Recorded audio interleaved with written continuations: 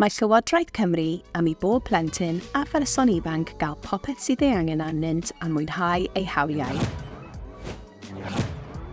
Gofynnon ni i blant, i bobl ifanc ac i deuluoedd beth byddai'n gwneud y gwahaniaeth mwyaf i bobl sy'n byw mewn tlodi.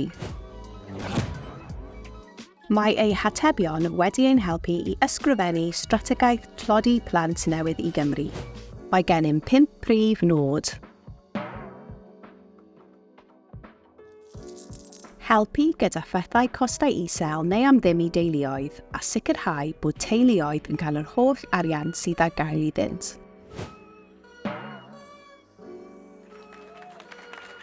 Helpu plant a phobl ifanc i dyfu ac i ddysgu a helpu pobl i gael swyddi sy'n talu'n dda.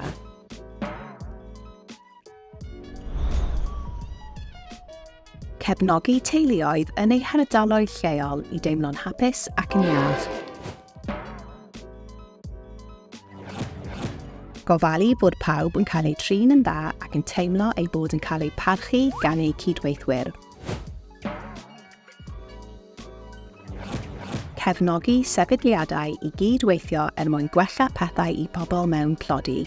Byddwn yn gweithio ar draws Llywodraeth Cymru mwyn helpu wneud hyn.